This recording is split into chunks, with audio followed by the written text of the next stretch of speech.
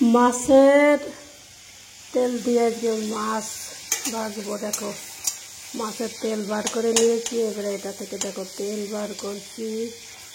নদীর মাছ, কেউ বলতে পারো এটা কি মাছ, অবশ্যই কমেন্ট করে বলবে। কত তেল বেরোচ্ছে, এই তেলে মাছ ভাজা হয়ে যাবে। তো দেখো তেলটা বেশি ভাজতে নাই, বেশি ভাজলে তেলে গন্ধ এসে যায়, এরকম অল্প অল্প কাঁচা থাকবে, তখন এটাকে বন্ধ করে দিতে হবে।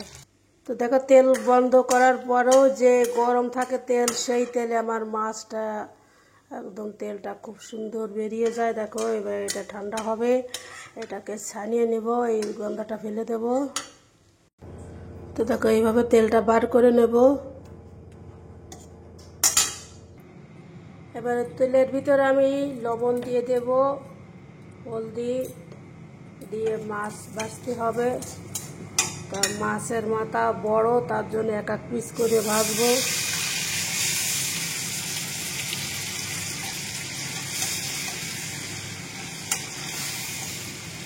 অনেক বড় মাথা,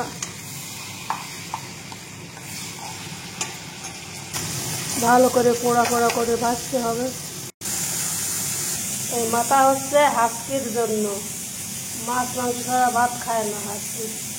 আজকে এই পটল দিয়ে তরকারি হবে মাছের। তো মাছ ভাজা হয়ে গেছে, আর দেখো পটলটাও কেটে নিয়েছি। দেখো এরকম করে প্রথমে এর যে গ্রিন যে রাসের সেইটা বের করে নিয়েছি, আর মাঝে মাঝে একটু খোসাটা ফেলে দিয়েছি। আর অনেক বড়, তার জন্য মাঝখান থেকে কেটে একটু ফেলে দিয়েছি। দেখো ভিতরে মশলা যায় তার জন্য। তো আর এখানে কিছু মশলা করতে হবে, আদা লঙ্কা আর জিরে, এটা মিক্স করতে হবে। কড়াইতে তেল দিয়েছি, তেলটা একটু বেশি লাগবে পটলটা ভাজার জন্য। আর এই তেলের ভিতর দিয়ে দেব লবণ, হলদি আর এই পটলটা ভেজে নেব। সঙ্গে একটা টমেটো দেবো, টমেটোও এই সঙ্গে ভাজি করে নেব। তো এইগুলোকে প্রথমে এরকম বসিয়ে যে সাইড আমি কেটেছি সেই সাইডটা ভালো করে ভেজে দেবো। এবার এটাকে একটু নেড়ে চেড়ে দেবো। দেখো এই সাইডে এরকম করে ভাজা হয়ে গেছে। এইগুলো চারিপাশে এবার ঘুরিয়ে ঘুরিয়ে ভাজতে হবে।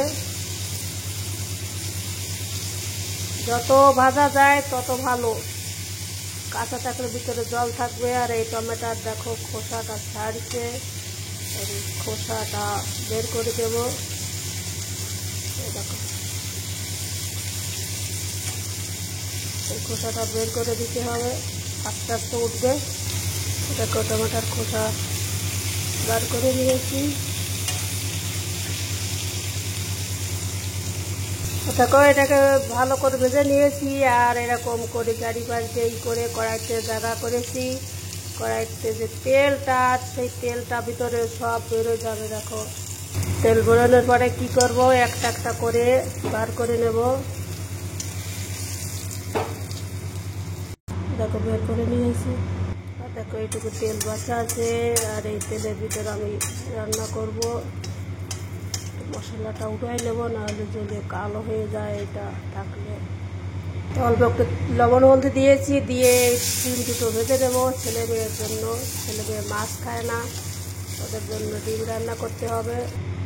এবার কী করবো, একটা সেদ্ধ আলুটা আমি এরকম হাতে করে ভেঙে দেবো। এটা কাটবো না, এরকম হাতে করে ভেঙে দেবো, বেশি ছোটো না, এরকম থাকবে। কেটে দিলে আলুটা এরকম থেকে যায়, কিন্তু এরকম যদি হাতে করা যায় তাহলে এইটা তরকারির সঙ্গে মিশিয়ে তরকারির রসটা খুব সুন্দর গাঢ় হয়। আর এর ভিতর কোনো লবণ হলদি দেবো না, ওই তেলেতে যেটুকু আছে সেইটুকুতেই হয়ে যাবে। হালকা একটুখানি ভেজে নেব। এটাকে হয়ে গেছে, এটাকে নামিয়ে নেব। কড়াইতে দিয়েছি তেল, তেলটা গরম হলে দিয়ে দেবো জিরে। জিরেটা ফোটার সঙ্গে সঙ্গে একটা পেঁয়াজ দেব। হালকা একটু ভাজার পরে ওর ভিতরে আমি স্বাদ অনুসার অল্প অল্প লবণ হলদি দিয়ে দেবো। আগে তরকারি ভাজার সময় দিয়েছি, বেশি দেবো না, অল্প দিতে হবে। এবার জিরে আদার কাঁচা লঙ্কার পেস্টটা দিয়ে দেবো, দিয়ে জলটা ভালো করে শুকাবো। এবারে সেই টমেটোটা এর ভিতর দিয়ে দেবো।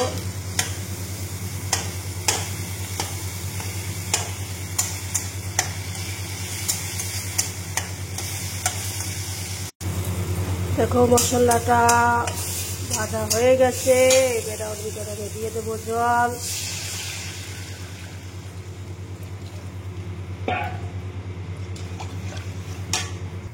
দেখো তরকারিটা জাল উঠে গেছে, আর এটা 5 মিনিট এইভাবে জ্বালাইয়ে জলটা কম করে নেব। এবার তরকারিটা দিয়ে দেব পটলটা।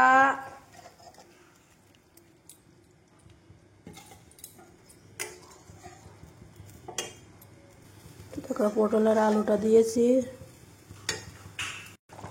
তরকারিটা উঠে গিয়েছে। দেখো এবারে মাছটা দিয়ে দিতে হবে। মাছের মাথা সিদ্ধ হতে একটু সময় লাগবে।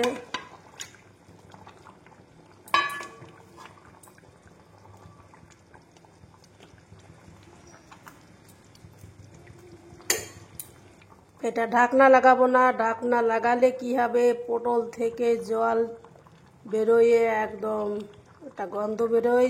এই জন্য তো এটা এরকম ঢাকনা খুলে পাকাবো আস্তে আস্তে। বেশি সময় লাগবে না, কারণ পটলটা অনেক ভাজা আর মাছটাও তো অনেক ভেজেছি। দেখো তাই এর ভিতর কি মশলা চাই, ডালচিনি। দেখো পটলের তরকারিতে ডালচিনি না দিলে টেস্ট আসে না, তাই ডালচিনিটা আমি গুঁড়ো করে নেব। তো দেখো তরকারিটা প্রায় হয়ে গেছে।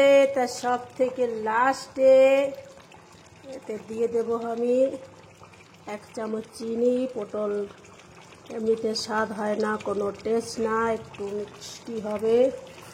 আর এই যে ডালচিনিটা, দেখো ডালচিনিটা কাঁচা হবে আর এরকম দরদরা পিষ্টে হবে, ভাজলে হবে না, কাঁচা দিতে হবে, তারপরে তোমার টেস্ট আসবে, কাঁচা ফ্লেভারটা তরকারিতে আসবে।